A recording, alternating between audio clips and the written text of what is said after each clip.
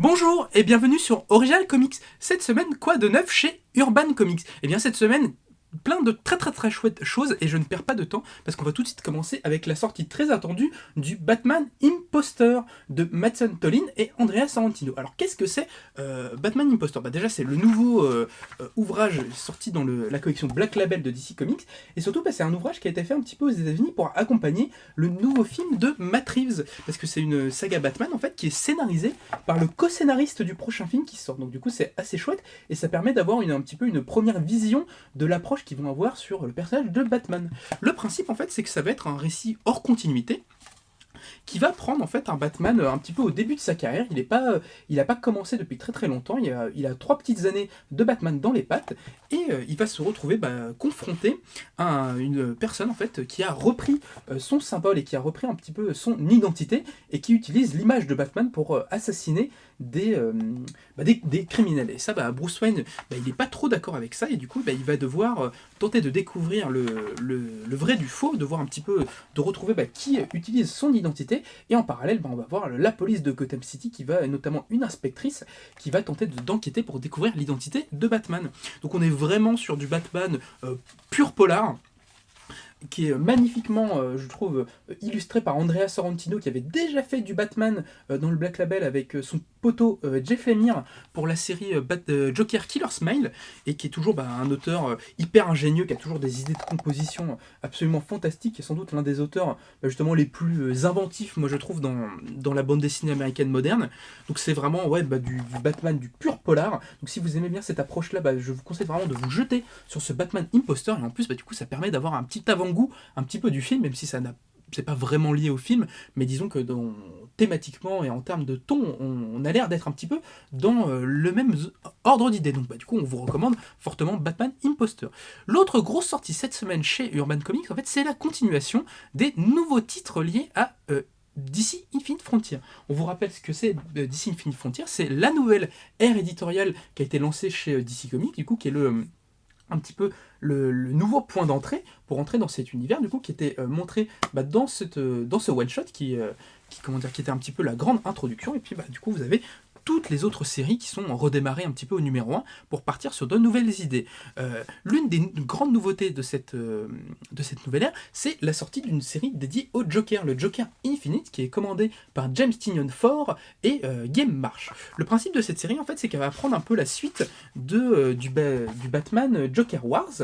Du coup, le Joker a semé énormément le trouble dans la ville de Gotham City. Il a fait certaines choses peut-être les plus horribles qu'il a pu faire à Batman.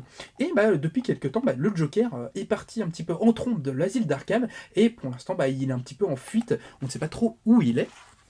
Et ça va être, comme vous le voyez, au commissaire Gordon, qui a quelques petits griefs sur le clown prince du crime, notamment quelques petits traumatismes liés à Killing Joke, cette fantastique, vous pouviez voir là juste avant, sur lequel les auteurs rendent hommage juste ici. Et on va voir du coup le commissaire Gordon qui va tenter de retrouver le Joker pour un petit peu lui faire payer tout ce qu'il a pu lui faire. Et en parallèle, on va voir les grandes maisons un petit peu mafieuses qui ont aussi quelques petits trucs à avoir avec le personnage. Essayer de le retrouver, ça va être une espèce de chasse à l'homme pour retrouver le Joker qui va être un petit peu la toile de fond de cette grande série, et on va se concentrer un petit peu plus en fait sur les conséquences des actes du Joker qu'il peut avoir sur toutes les personnes qui l'entourent. C'est vraiment une très bonne série. Moi je vous avoue que quand ça avait été annoncé aux États-Unis, je me suis dit oh là là, DC Comics ils vont encore surfer sur le succès du Joker et nous faire encore un truc un petit peu pas terrible. Et au final non, c'est vraiment très chouette. C'est pareil comme le Batman Imposter, il y a une petite un petit côté polar qui n'est pas semble déplaire, et c'est vraiment très chouette. Le James Tynion IV est vraiment plutôt en forme et inspiré sur cette série là. Normalement elle ne devrait pas être très longue, enfin en tout cas on aura une première saison de 3 ou 4 tomes normalement, donc voilà, c'est vraiment très chouette. Si vous êtes fan du Joker, forcément évidemment c'est un immanquable, et si vous voulez continuer un petit peu dans la dynamique de Joker Wars que vous avez bien aimé, allez-y, jetez-vous dessus. C'est disons la suite directe avec évidemment le Batman Infinite, toujours écrit par James Tynion IV. Autre grosse sortie et qui plaira beaucoup à mon collègue, c'est le Nightwing, le tome 1 de Nightwing Infinite, dont vous avez narré les grandes qualités dans notre vidéo de présentation de Batman Infinite. Le principe aussi, c'est que cette série-là va prendre aussi un petit peu la suite du Batman Joker Wars, avec du coup un petit spoiler en fait, un petit peu avant, durant le Batman en fait Rebirth of Tom King, Alfred est mort, il s'est fait tuer, et du coup on va voir en fait au début de cette série là, Nightwing qui va hériter un petit peu de la fortune de Alfred, ou en tout cas va hériter beaucoup d'argent de Alfred, et du coup qui va utiliser un petit peu décider d'utiliser disons les nouvelles possibilités qui lui ont offertes par ça, pour faire le bien autour de lui, et qui va retourner dans sa bonne ville de Bloodhaven pour toujours faire rendre la justice. C'est vraiment une excellente série qui est peut-être considérée par les critiques et les lecteurs comme la meilleure série de Batman Infinite. On retrouve vraiment un superbe Nightwing, un Dick Grayson dans toute sa splendeur.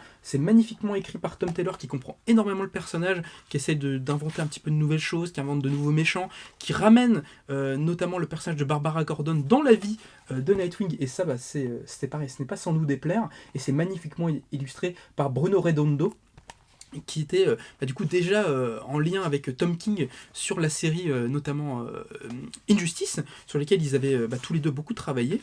Donc voilà, c'est vraiment, si vous aimez les personnages de Nightwing, c'est vraiment excellent. Vous pouvez tout à fait commencer par ce tome là, il n'y a pas besoin d'avoir lu de choses avant. Tout ce que vous aurez besoin de savoir sur le personnage est résumé avant, et puis voilà, ça fait plaisir quoi de voir un bon Nightwing, et on a l'impression que vraiment l'héritage est de nouveau de retour après du coup une ère un petit peu plus en demi-teinte, disons.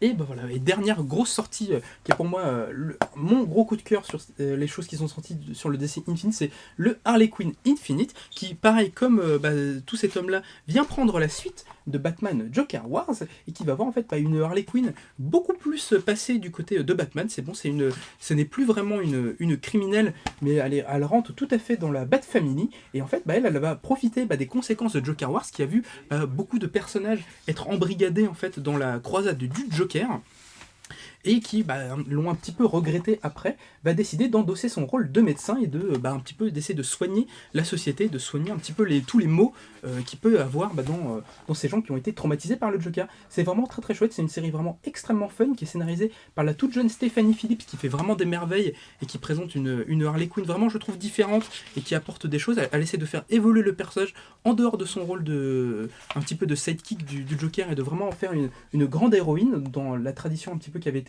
initiée par Amanda Conner et Jimmy Palmiotti. C'est superbement dessiné par Riley Rossmo, qui a un style un petit peu horrifique au cartoon, qui scie parfaitement au personnage. Et donc voilà, une Harley Quinn qui a une grande aventure, et qui va vivre vraiment des choses pour elle-même, et qui va vraiment évoluer. Donc je vous recommande vraiment énormément ce tome-là. C'est un très très gros coup de cœur pour ma part, et une très bonne série feel good. Donc voilà, vous pourrez retrouver toutes ces nouveautés urbaines dans le descriptif de la vidéo, ou bien nous rendre visite au 49 rue La Cépède.